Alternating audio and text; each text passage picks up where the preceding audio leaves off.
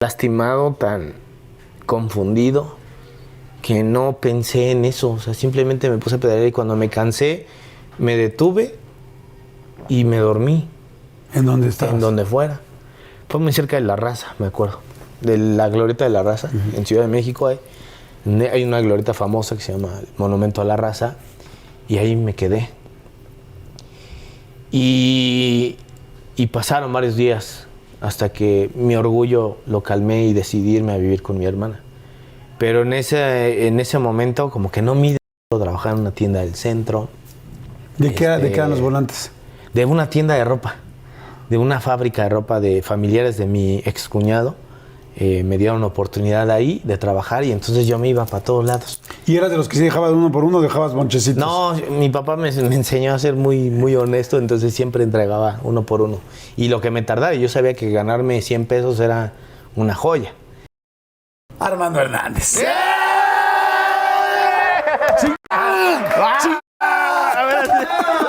Amigo, además hemos trabajado juntos en esta cañón. Ay, sí. Qué chido. Ha sido de invitado, me caigo de risa. He sido invitado de cago de risa. Yo estaba ahí de casualidad. Bueno, ¿qué no hemos hecho, amigo? Nos fuimos una vez también, ¿te acuerdas? Hicimos un programa en Veracruz o algo así. También, no, en Coatzacoalcos y nos regresamos platicando muy a gusto. Oiga, pero más le digo ahorita, estamos antes de empezar y estás nervioso. Le digo, güey, tranquilo, ¿por qué estás nervioso, amigo? No sé, me impones todavía.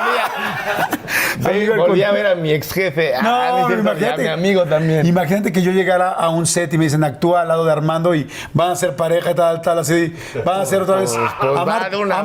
Amarte reduele. Y yo así, madres. Yo me pondría muy. Te diría así como, ¿qué hago, güey? ¿Qué digo? ¿Cómo le hago? Yo también estoy nerviosillo. Luego la gente piensa que uno llega con una seguridad a cualquier entrevista. Yo, por lo regular, siempre, en cualquiera, independientemente de que seas tú, amigo, sí. me ponen nervioso las entrevistas. No, estés nervioso, amigo. Ahí en esta silla lloró tu gran amigo Joaquín Cosío. Ay, mi querido Juaco. ¿Dónde andes? Beso. Tuvo un pedo en una grabación que ya no quiero recordar. Pero tú te llevas mucho con Joaquín Cosío, ¿no? Sí. Hemos coincidido en muchos proyectos. Y me ibas a contar ahorita una anécdota antes de empezar. Es que, ay, Dios. Juaco, con todo respeto. Salud primero. Salud a ustedes, salud a todos. Salud. Espero que estén bien. Buenos días, buenas tardes, buenas noches. Como dicen en la película de en Truman Show, exactamente. Truman Show. Y pues si no nos vemos, buenas noches, ¿no? Como dice. Mira. ¿Cómo dice quién? Jim Carrey. Exactamente. Oye, a ver, cuéntame de la anécdota. Rápidamente, mira, yo a Joaquín lo conozco desde hace muchos años. Hemos coincidido en varios proyectos. Hubo una película donde la película empieza con él y conmigo y nos matan en la primera escena y ya no volvemos a salir. ¿En serio? Sí, pero nosotros nos divertíamos con esas cosas. Estuvo en Los Héroes del Norte, que hacía Hassam, que era el dueño de un circo. Hicimos una película animada en Monterrey y ahí es donde viene la anécdota. Y uno de mis mejores amigos... La que se puede contar, ¿no? Obviamente que hay otra que no se puede contar, Pues ¿no? es la que no se puede contar, pero vamos a contar. No tiene nada de malo. Simplemente uno de mis mejores amigos que vive allá, Uriel, que es piloto aviador, le dije, estoy en Monterrey trabajando con Joaquín. Estaba muy fuerte la serie de Los Héroes del Norte y sus jefes de ese entonces pues eran fan de la serie y organizaron una comida y dijeron, pues tráete a Armando. Y le digo, ¿y qué crees? Está Joaquín Cosío con nosotros también. ¡Ay, Hassam, por favor, que vengan los dos! ¡Que aparezca Hassam! Y entonces ahí vamos a la dichosa comida y habían puesto carne, infinidad, carnita asada, cervezas. Joaquín no quería ir conmigo, me dijo, no, mañana hay que trabajar. Le dije, Joaquín, vamos, cenamos y nos regresamos, te lo juro. Mañana hay llamado. Venga, y mascarita. Yo no tomo. No me digas mascarita. Aparte, yo no tomo alcohol. Entonces le digo, ¿sabes qué? Vamos, tranquilo y regresamos. Bueno, me costó convencerlo, pero fuimos. Y ya estando ahí en la carnita asada, pues ya sabes, ¿no? Al calor de Monterrey, la carnita. La experiencia una cervecita, regia. ¿no? La experiencia regia. Pum, unas 2, 3 cervecitas. Y de repente la señora, la dueña, la que nos invitó, le dice, un digestivo, mi Joaquín. No, mire, tengo mezcal y creo que no le gusta. Entonces dijo, bueno, me echo 1, y 2, y 3, y cuando menos me di cuenta ya llevamos la botella completa. ¡No! Y entonces dijo Joaquín, ya vámonos. Le digo, sí, ya vámonos. Y en eso, no, espérense, les traje el norteño. Y entonces nos trajeron un grupo norteño. De repente ya teníamos un grupo norteño, carne, un pachangón. de repente veo a Joaquín y digo, oye, mañana hay llamada. ¡Ah, espérate! ¡Flor de Capomo! ¡Échenmela! ¡Claro que sí! Y chupi, mijo. Y agarramos una buena, que pa' qué te cuento, de ahí salimos tarde y al otro día... Perdón, Joaquín, yo sé que tú eres muy profesional, como yo, pero sí llegamos una un poco vez rebelios. ¿Llegaron casi en vivo? No en vivo, pero crudísimos. Pero sí un poquito averiados. Oye, me decías ahorita no tomo. De hecho, pedí una botella de agua. Le dije, no tomo, Jordi, pero hoy tengo ganas. ¿Por qué? Por el hecho de estar aquí contigo, con tu equipo, porque son los mismos que trabajamos juntos en Está Cañón y los quiero. Y mira, ya se me va la mandíbula y llevo 2 tragos. ¡Salud! ¡Qué hermosa hueva! ¡Los huevos! Vino, era así. ¡Qué rica hueva! No, oye, el de los huevos era vino huevo totote, hecho con las mejores uvas. ¿Cuáles uvas? Puro colorante artificial. Oye, hablando de las voces, a ver, te quiero hacer una prueba rapidísima. Es que me encantó tu voz de los huevos. O sea, digo, con todo... Jordi, la nota. Chupa mi huevo y no sé qué tanto va a ser la entrevista. Oye, a ver, bueno, ¿te acuerdas de las voces de algunos de los personajes característicos que has hecho? ¿Cuáles? A ver, por ejemplo, Fakir. ¿Cómo era Fakir? ¿Qué tal? ¿Sí o no, Botarga? Aguanta la risa hasta que salga el payaso. Genaro. Genaro era así como de... No, bro, estos ellos contra nosotros. Más neutral. Muy bien. Julio César. Bueno, mira, Jordi, con todo respeto, quiero mandar un saludo a Armando, que es que no seamos broncos, ¿sabes? Y como tú dijiste, no, una vez, que lo estaba regañando, básicamente, porque era muy bronco cuando yo decía, no, ese güey me está imitando, chique su madre, ¿no? Bonito. Brian Daniel, de 40 y 20. ¿Qué? ¿La tuya? ¿Yo? ¿Qué pasó, don Paquis? ¿Jordi? ¿Yo? ¿Qué huele, vecina? ¿Si usted cómo es? ¿La nueva esposa? Órale, véngase para acá. Yo. ¡Ay, qué bonito! ¡Ay, qué bonito, amigo! ¡Qué bonito! Oye, pues yo estoy encantado que estés aquí. Gracias. Felicidades por todo lo que has hecho. Es una carrera cañoncísima. ¿Cuántos años tienes? 39. No manches, bueno, estás 2022, en este año cumplo 40. Ok, o sea, 39 años. ¿Y empezaste a los cuántos? 17. A los 17. Profesionalmente a los 17. Ok, vámonos así al principitito del rollo. Estabas tú muy chavito, tienes una hermana. Sí. Vivías con tu papá y tu mamá. Sí. En la colonia. Cuchilla del Tesoro. Cuchilla del Tesoro. Háblame de Cuchilla del Tesoro. Cuchilla. Y de la Flor del Ejido de por allá. ¿Cómo era Cuchilla del Ejido? Perdón, del Ejido. Cuchilla del Tesoro. La Cuchilla del Tesoro es un barrio al oriente de la Ciudad de México que colinda con el Aeropuerto Internacional de la Ciudad de México. Es un barrio popular. Es ahí donde nací y crecí. Mis padres son originarios de la Huasteca veracruzana. Ok. Salieron de sus pueblos a la ciudad en búsqueda de mejorar. Los dos son de allá, ya se conocieron. Los dos, curiosamente, sus pueblos están, bueno, en ese entonces a pie, a 2 horas estaban. Ok. Y se vinieron a conocer acá en Ciudad de México. Ah, qué chistoso. Mi papá, su pueblo se llama Xojocapa, Veracruz. ¿Xojocapa? Xojocapa. Nunca lo veo bien. Y el otro, y el de mi mamá se llama Sontecomatlán, Veracruz. Imagínate. ¿Cómo? Sontecomatlán, Veracruz. Sontecomatlán. Ese mero. Ok. Los dos vienen a la Ciudad de México, que se conocen, se hacen novios, se casan, y producto de esa relación, mi hermana y yo. ¿Tú eres más grande o más chico que tu hermana? No, mi hermana Rosalba es mayor, por 4 años, y luego vengo yo. Y nacimos y crecimos en esta colonia. Y desde muy pequeño me llaman la atención los aviones, porque justo pasan por encima de esa colonia, cada 2 minutos están pasando, pero muy, muy abajo. Algún día los voy a invitar para que sepan lo que es que pasen muy abajo. Es en la noche también, ¿no? A todas horas. Hay es vuelos difícil cada dormir. 2 minutos. ¿Cada 2 minutos? Hay un despegue No o un manches. aterrizaje.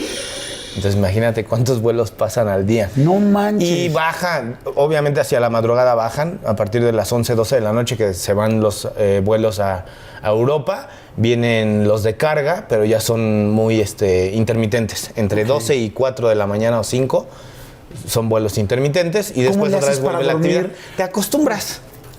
O sea, mucha gente que nos iba a visitar, familiares, amigos que llegaban a la colonia y era primero el impacto de ver los aviones y después cómo le hacen con el ruido. Te acostumbras, se vuelve parte de ti. Entonces ya te acostumbras, ya creas otras habilidades. Claro. ¿No? Ok. Entonces, yo me acuerdo que desde que tengo uso de razón me gustaban los aviones, me empezaron a gustar. Mi papá trabajaba para una aerolínea en un área que se llama operaciones. Entonces él una vez me llevó a mantenimiento y vi los aviones y dije, quiero esto para mi vida, quiero volar. Y gracias a su trabajo mi papá, volé desde muy pequeño, a los 6, 7 años. Empecé a viajar. Y en avión, entonces era una experiencia increíble en ese entonces. ¿Tú te acuerdas cómo era antes? Sí, no es lo que conocemos ahora. Sí, subirte a un avión era toda una experiencia. Me ponían de marinerito y súper arreglado. Tenía que uno subirse al avión y me acuerdo que te ponían la comida en vajilla, ¿no? Sí, ajá, sí, ya no te venden más que cacahuates ni que uno fuera mono. Pero normalmente antes era así. Entonces eran experiencias increíbles y yo quería dedicarme a la aviación. Y esta colonia me daba oportunidad de subirme a una barda desde muy chavito y ver los aviones. Entonces yo me sabía, le pedí a mi papá los itinerarios que te daban en la compañía. ¡Qué buena onda! Y yo ahí veía dónde salían los aviones, a dónde iban, a qué hora, su destino, modelo, matrícula, todo lo anotaba. Entonces yo ya sabía así qué vuelo y ese es tal. ¿Cómo a qué edad tendrías? Como desde los 6, 7 años. Ok. Pero entonces me enfermo de viruela o sarampión, no me acuerdo. Y me obliga a estar una cuarentena. Cuando eran cuarentenas, no lo de ahora. Llevamos 2 años. Una cuarentena obligatoria y mis papás tenían una videoteca o muchas películas de formato beta. Okay. Y yo empecé a ver esas películas porque no teníamos cable, no teníamos más que la programación de televisión abierta. Entonces yo veía películas porque me aburría. Y empecé a ver muchas y me empezó a gustar el cine. ¿Cómo qué películas veías? ¿Te acuerdas de alguna? Sí, la que me marcó, Rocky 4. Ajá. Digamos que eso fue como la introducción a la actuación y al cine, porque al otro día yo lo imitaba, yo me sentía los personajes o las películas, porque yo tenía que jugar ahí, no podía salir porque ya sabes, contagiaba a todo el mundo. Entonces, esa cuarentena me la pasé viendo películas y surge el amor por el cine y ahí quedó. Pero otra cosa que pasaba también, que después me di cuenta, y eso me lo recordaron muchos amigos, que yo no exponía con rotafolios o papel bond. En la escuela, ¿te refieres? En la escuela, cuando me tocaba hacer un tema o me daban una exposición, yo la interpretaba. Me acuerdo mucho de que una vez me tocó hablar de los niños héroes. Ajá. Entonces de repente llegué a mi casa y les dije, oigan, necesito una caja de huevo, necesito papel china, necesito esto, y mi mamá, ¿por qué? Me lo pidieron en la escuela.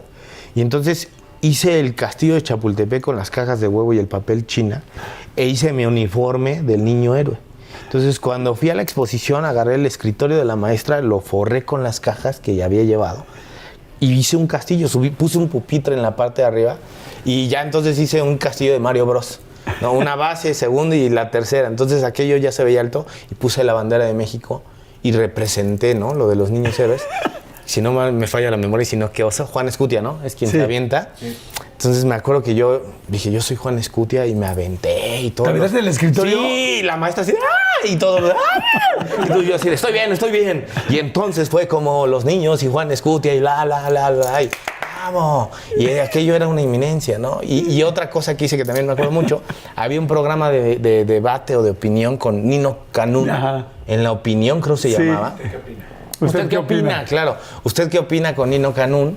Y me acuerdo que hice igual un panel, hice mis cámaras con cartón, latas, hice todo un estudio de televisión en mi salón. Y había ido de vacaciones a Cancún y traía una playera típica de estas de que dicen Cancún.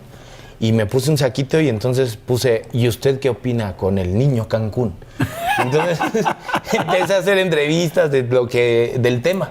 Y así es como yo exponía todos los temas. Entonces, eso me lo recordó un amigo, Román. ¡Wow! Oye, ¿y los maestros estaban felices? Pues no sé si felices, pero yo me la pasaba muy bien. Pero tus amigos increíbles, o sea, estaban felices también de todo el rollo. Sí. Algunos luego cuando los evidenciaba de que pasaban, por si ese de usted qué opina, no me quisieron mucho.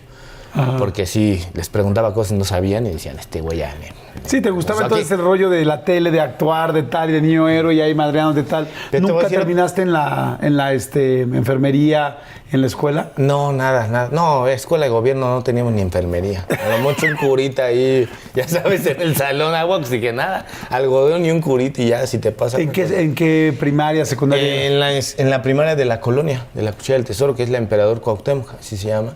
¿Ibas en el Emperador Cuauhtémoc? ¿Ah, sí? Tampoco lo vi. Qué chido. Oye, entonces el Emperador Cuauhtémoc, ¿ahí primaria y secundaria? No, solo primaria. Ok. Solo perfecto. primaria. Y ahí me acuerdo que después descubrí otra cosa con todo esto de la actuación, porque hasta ahí llegaba mi conocimiento y mi pasión y entonces seguía yo con lo de los aviones. Crecí y llegué a la secundaria, y la secundaria fue un momento crítico para mí. Se divorcian mis papás cuando tengo 11 años, que es justo cuando estás en esa transición Sí. de dejar la secundaria y entrar de dejar la primaria para entrar a la secundaria. Pregunta. ¿Se llevaban muy mal? ¿Había muchas broncas en tu casa? ¿Cómo era el rollo de pareja? Ya estaban muy mal. Sí, había ya muchos problemas, ya no había... Mira, pasamos de ser una familia unida y hasta ejemplar, podría decir, ¿no? Mi papá es una persona que ha sido siempre muy estricto, muy disciplinado, y que le aprendí muchísimo en esa etapa, porque yo nada más viví con mis papás, digamos, 11 años. Juntos. Teniéndolos, sí. Como una vida normal, digamos, ¿no? Que mi papá trabajaba, mi mamá en casa, yo iba, venía. Y ¿Tu mamá tenía todo. trabajaba en su casa, en la casa? En la casa, era ama de casa, y me acuerdo que de pronto empezaron los problemas. Solamente pasaron los 15 años de mi hermana, que fue una super fiesta y familia, y pasando eso vinieron problemas, y se volvió algo muy fuerte. Y yo me acuerdo que no había como comprensión, había muchas dudas, muchas preguntas, pero pues ellos nunca nos explicaron nada. Simplemente decidieron separarse, mi mamá se fue de la casa. ¿Les dijeron? O sea, ¿hubo un momento de, a ver, niños, queremos hablar con ustedes o nada? Pues a la malagueña. O sea, la malagueña, ya sabes, o sea, cuando ya te das cuenta como niño de que algo no está bien y que hay gritos y que hay insultos y que ya no duermen juntos tus papás, empiezas a ver esas cosas, dices, algo no está bien. Pero desgraciadamente no hubo una comunicación. Mi hermana, a lo mejor, no sé qué haya pensado, ella tenía 15 años, yo 11, pero lo que sí supimos es que de pronto mi mamá se fue. Y mi hermana y yo quedamos de alguna manera varados. Y... qué difícil. No había hablado de esto. La risa nerviosa, ¿verdad? Y entonces, al no saber qué estaba sucediendo, yo me volví muy inseguro y muy introvertido. Entonces, cuando entro a la secundaria, pues la secundaria es muy fuerte. Sí. Porque vienen cambios físicos, hormonales, y no había alguien que te dijera qué estaba pasando contigo, y con la vida, y con tus papás, y con muchas cosas. Y te digo, no culpo a mis padres porque sus razones tuvieron para hacerlo de esta manera. Y entonces, pues me enfrenté desde muy chico a la vida, digamos, ¿no? Con comodidades, porque tenía un hogar, porque tenía comida, pero no fue por mucho tiempo. O sea, de repente yo llegaba a la secundaria y yo veía que nunca fui ni el más... no resalté en un área, digamos, ¿no? Entonces, no figuraba en nada. Y me acuerdo que todos mis amigos, ya sabes, ¿no? El atlético, el galán, el estudioso, el que destaca en esto, y yo, sombra gris. No me escogían cuando había equipo de educación física. Era como de, dame a Raúl, dame a Perengano, dame a Armando, quédatelo tú. ¡Ay, qué Era así horrible como eso! de que, güey. ¡ay! Ser el último que te escogen de los equipos. Entonces, todo eso hacía inseguridades en la colonia, en la cuadra donde yo vivía. Me juntaba con un grupo de chavos y como igual no figuraba mucho en el fútbol, cuando me juntaban las canchitas, no me escogían. Tenía apodos, me decían el trompas, por los labios gruesos. Entonces me decían que, pues, pinche trompudo. Y esas cosas... Que eso después con las mujeres ayudó, me imagino. ¿no? Sí, después ayudó. Pero en el momento, Sí. tú sabes Trompas, que era... ¿cómo más te decían? El trompañero. Trompañero. Trompas y trompañero fue como que lo más marcó. Y luego me llené de barritos. No, una cosa crítica. Pero justo en la secundaria, no veo a mi mamá, mi papá, te digo, andaba en su trabajo. Mi hermana decide juntarse con su pareja de ese entonces y yo quedo ahí varado. ¿Tu papá y tú viviendo solos? Sí. Entonces yo me encargaba de la comida, de todo, del hogar y de mis estudios. Y me acuerdo que, pues, entonces imagínate en la secundaria de que al final, a la salida era de vámonos de tardeada, o va a haber fiesta en tal, o trabajo en casa de no sé quién. Yo tenía que correr por la ensalada de mi papá porque era vegetariano en ese entonces. En el mercado la vendían hasta cierta hora y se acababa, entonces tenía que salir corriendo a la secundaria a comprar las cosas. Tenía que ir a hacer de comer. Era la época de las micheladas, de la secundaria. De la secundaria, de tener novia, y pues no, yo no era atractivo, o sea, ni me sentía. Y yo llegaba con la inseguridad de hablar a las chavas y era como, pues todo cohibido. Y me acuerdo que, pues, tenía un súper amigo, Rafael, y con el que me llevaba, con el único que me llevaba bien. Y era con el que me entendía, pero fuera de eso, no había otra cosa más que escuela y de ahí a lo de mi papá, y luego conseguí un trabajo y me iba a trabajar, volanteaba en el centro, trabajaba en una tienda del centro. ¿De qué eran los volantes? De una tienda de ropa, de una fábrica de ropa de familiares de mi excuñado. Me dieron una oportunidad ahí de trabajar y entonces yo me iba para todos lados. ¿Y eras de los que se dejabas uno por uno o dejabas bonchecitos? No, mi papá me enseñó a ser muy, muy honesto, entonces siempre entregaba uno por uno. Y lo que me tardaba, yo sabía que ganarme 100 pesos era una joya. Y luego, bueno, ¿Qué hacías con tu dinero en ese momento? Pues a la escuela, para la escuela. O sea, no sobraba. No sobraba, tampoco faltaba, pero ayudaba. Ok. Hubo un momento en el que discuto con mi papá, muy fuerte, y me salgo de la casa. Y dejo todo. ¿Pero por qué se pelearon? Por un malentendido, por tonterías, porque se hizo un chisme y pensó que nosotros lo estábamos atacando a él en relación con lo que tenía con mi mamá. Discutimos muy fuerte y yo decidí salirme. ¿Pero cuántos años tenías? Como 13, 14, no me acuerdo. Estás muy chiquito. Entonces me salgo, me acuerdo que me salí en mi bicicleta y un demonio de Tasmania, de Space Jam, me acuerdo, que tenía. Y era como mi amigo, era con el único que hablaba. ¿Y traías una backpack? Una mochila y ¿qué te ahí echaste? Eché, nada más al tas. Y me salí. Ni una chamarra. Nada, no lo pensé. O sea, mi instinto fue como que estaba muy enojado con mi papá en ese momento y dije, me voy, pues me voy, ¿no? O sea, porque ya sabes, estas discusiones que de repente decían, no, hasta que cuando tú te mantengas vas a poder hacer lo que quieras y ya sabes, y uno en el orgullo de, pues sí, pues va, y que pues me ese salgo. Día soy. Ese día llegó y que me salgo. Madres. Entonces tu bicicleta, la backpack y el tas. Y me fui. Sin ¿A dónde? rumbo, a la calle. Y pedaleé, y pedaleé, y pedaleé. Para esto hago una pausita porque en esa etapa otro de mis mejores amigos, Julio, con el que había pasado toda la primaria y luego nos separamos en secundaria, pero éramos de la colonia, es mi super uña y mugre a la fecha, ¿no? Con él me escapaba. Cuando había problemas en mi casa, yo me iba con él en nuestras bicicletas. Lo van a regañar sus papás, pero nos íbamos a los 10, 11 años, 12, nos íbamos en la bicicleta a pedalear. Y lo más lejos que llegábamos era al Estadio Azteca y nos regresábamos. Desde el aeropuerto al Estadio Azteca y regresábamos. ¡Wow! A los 11, 12 años. No manches. En bicicleta. Pero era para olvidarme de las cosas. Y Julio me acompañaba. Porque yo por dentro no sabía qué estaba pasando y él decía, vente. Y nos salíamos y entonces me ponía a pedalear. Y regresábamos antes de que llegara mi papá del trabajo. Y así sobrellevé eso. Entonces cuando viene esta decisión, me salgo con mi bicicleta. Y a pedalear. Y a pedalear. Y pedaleé y hasta que me cansé.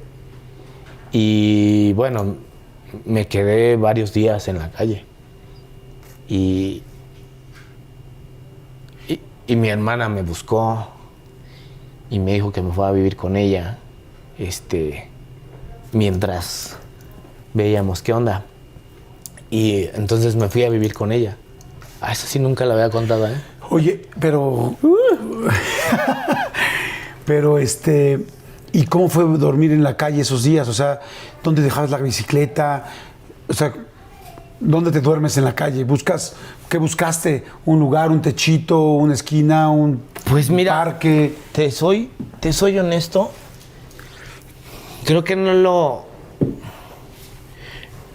Salí tan dolido, salí tan lastimado, tan confundido, que no pensé en eso. O sea, simplemente me puse a pedalear y cuando me cansé, me detuve y me dormí. ¿En dónde estabas? En donde fuera. Fue muy cerca de La Raza, me acuerdo. De la glorieta de La Raza. En Ciudad de México hay una glorieta famosa que se llama el Monumento a La Raza. Y ahí me quedé. Y pasaron varios días hasta que mi orgullo lo calmé y decidí irme a vivir con mi hermana. Pero en ese momento como que no mides muchas cosas, ni el peligro, ni la exposición, y sobre todo el malestar que le pude haber provocado a mi papá. Porque a lo mejor ahorita es fácil decir, sí, su papá lo dejó, no le importó. Pero no puedo juzgarlo porque yo también no fui una... Monedita de oro, ¿no? O sea, yo también cometí un grave error. A lo mejor, ahora que soy padre, digo, puta, me hace eso mi hijo y me vuelvo loco. Y no dudo que mi papá se volvió loco. Y mi mamá, pues a lo mejor no se enteró porque no estaba. Pero mi papá no creo que no me haya buscado, que le hice pasar un mal momento. Pero bueno, son decisiones que uno va tomando en la vida. Pero no me arrepiento, Jordi. Bueno, y entonces llegas con tu hermana. Y empiezo a vivir con ella. Y con su pareja. Y con su pareja. Ajá. Y se vuelve como un tutor. Y empiezo a trabajar con él y me enseña muchas cosas. Y es como empiezo yo a generar también para mantener mis estudios, porque de ahí me fui a estudiar aviación. Paralelo a esto estaban pasando cosas con la actuación que lo he contado miles de veces, ¿no? En la secundaria vino un concurso de obras de teatro, me conoció un director de casting, entro y hago mi primer película y luego viene Amarte Duele. Pero que primero no te quedaste en la película. No me quedé en la película. Y que fuiste un comercial con Alejandro González. Por Alejandro González Iñárritu. Ajá. Que fui de extra. ¿Pero salías mucho en el comercial? 2 segundos y me volví famoso en la colonia. Imagínate, 2 segundos y te volviste famoso en la colonia. Y toda la colonia decía, ¡ay, el que sale en la tele! Y yo así de, pero ya no era la colonia de La Cuchilla, ya era donde vivías acá con tu hermana. Mi hermana vivía en la colonia, a unas cuadras. En la misma colonia se dividen entre orientes y ponientes. Yo vivía con mi papá en las orientes y mi hermana vivía en las ponientes. Okay. El mercado nos divide. ¿Y qué dice? No? Ok. Oh, ya viste que el trompañero. El trompañero ya sale en la tele. Sale en la tele. Yo empecé a agarrar fuerza. Pero esa inseguridad de la que te platico, la agarré cuando en la secundaria, en el último año hago el concurso de obras de teatro y veo que ahí tengo la atención de todos y destaco. Entonces me da una seguridad la actuación. Sí, porque no habías destacado en nada, no te sentías... Exacto, entonces de pronto yo veo que me vuelvo un foco de atención y digo, claro, con esto puedo ser alguien que no soy yo, que no es mi realidad, que no es el güey que está pasando esto, que no está con su papá peleado, que su mamá...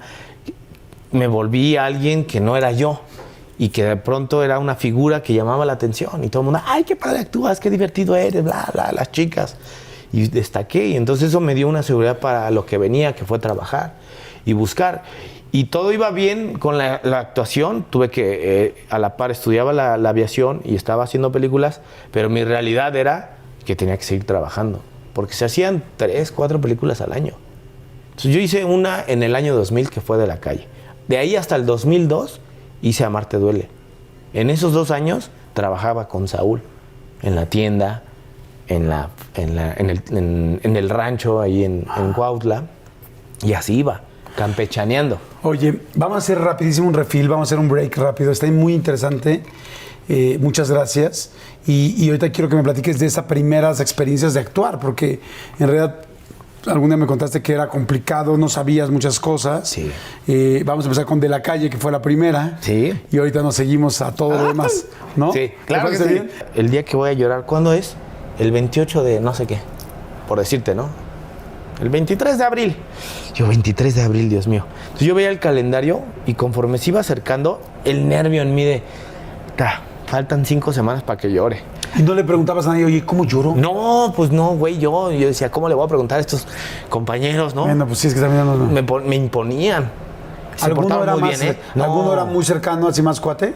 Demian Bichir, porque éramos hermanos en la historia y todo el tiempo estábamos juntos, me trató increíble, me apoyó muchísimo y todos se portaron increíble. La verdad es que todos llegaban con una humildad y una sencillez que les admiro como personas y como grandes actores.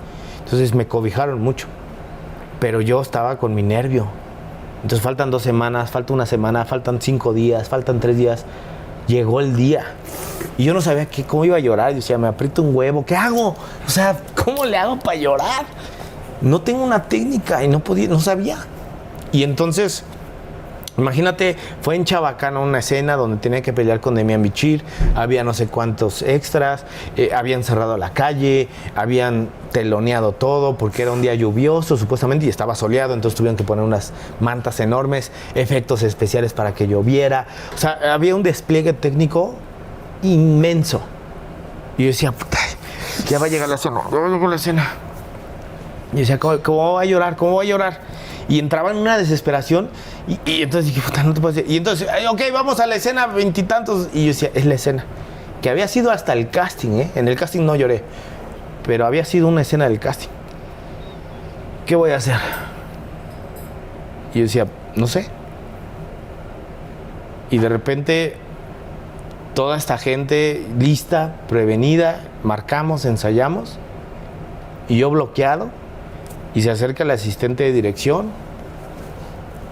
Y prevenidos todos, prevenidos.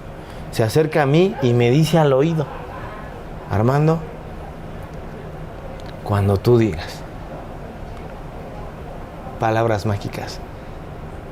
Cuando dijo eso de cuando tú digas, volteo la mirada y veo que todos me estaban esperando.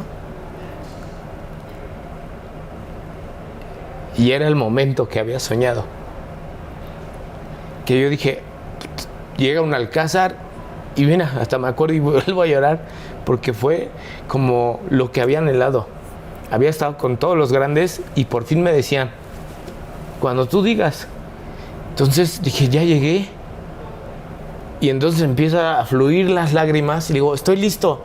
Está listo el actor, corre sonido, corre cámara. Sueltan la lluvia, empieza a llover. Acción y está en el detrás de cámaras, amigo, única toma.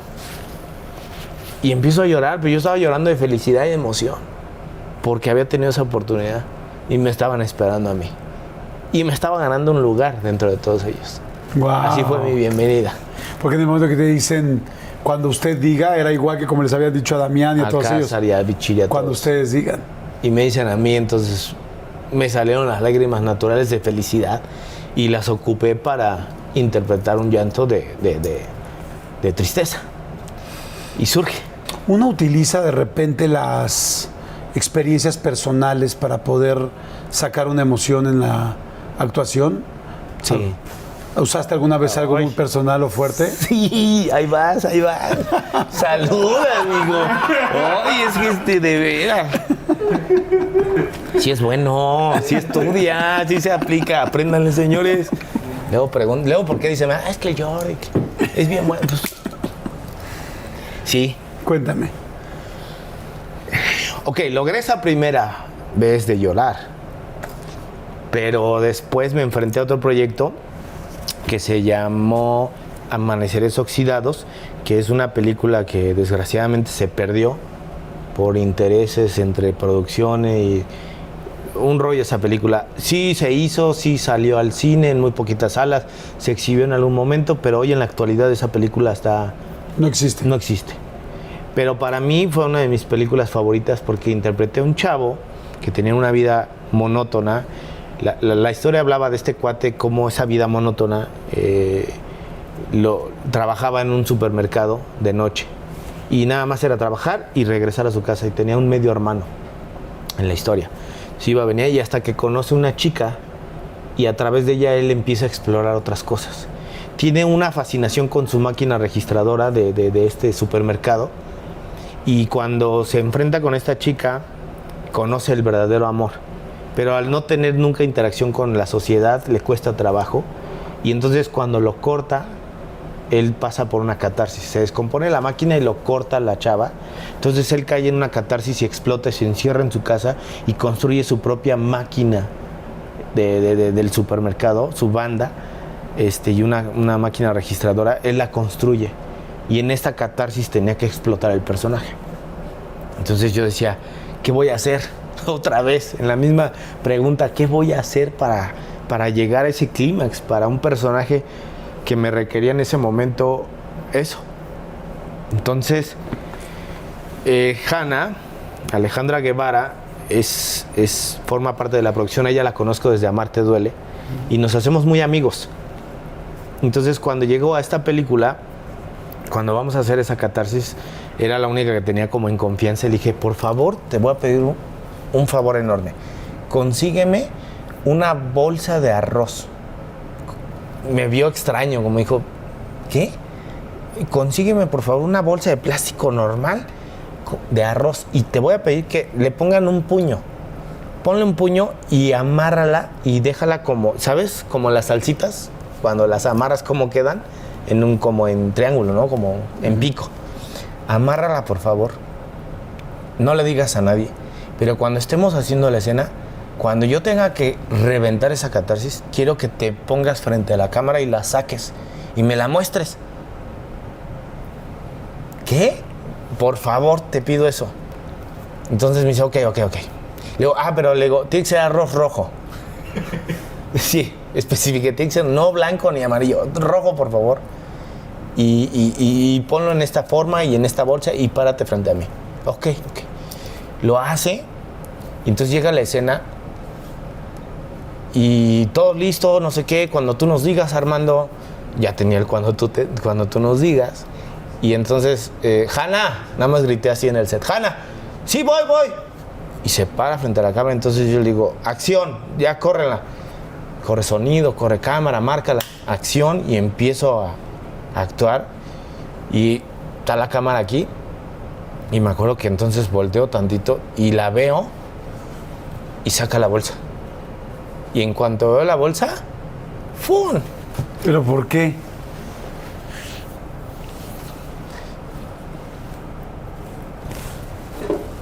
Gracias. Ojalá que esté viendo esta entrevista, Hanna. Cuando me salí de mi casa, lo que les contaba hace un momento, cuando me salgo de mi casa y vivo en la calle unos días, en esa glorieta de la raza había una caja de galletas María. Y recuerdo que había una bolsa de arroz. Y eso fue lo primero que comí en días, después de que me salí de mi casa. Y eso es lo que quería. Entonces, en ese momento, recordar ese momento para poder sacar la emoción. Y Hanna no lo entendió hasta que dijeron acción, y cuando sacó la bolsa y lo vi, me acordé que me había salido de mi casa y que fue lo primero que comí en varios días. ¿Y esa bolsa de arroz estaba en la caja tirada? O sea, ¿alguien la había tirado? Sí, era arroz echado a perder. Pero el mejor alimento que he probado en mi vida ha sido esa. A más de 20 años de que pasó eso, recuerdo perfectamente el sabor. Wow. Lo mejor, amigo. Pues sí, porque llevabas muchos días sin comer. Es lo mejor. Y entonces, pues sí, como actor recurres a cosas, ¿no? Y en ese momento recurrí. Y la producción no entendió. Pero Hanna y yo conectamos. Ella sabía cosas de mi vida. Y ella entendió perfectamente qué significaba esa bolsa de arroz para mí. Entonces saco esta catarsis. Pero al momento también fueron un llanto de poder estar en ese momento. Siempre he sido como muy agradecido con la vida. Pasan cosas.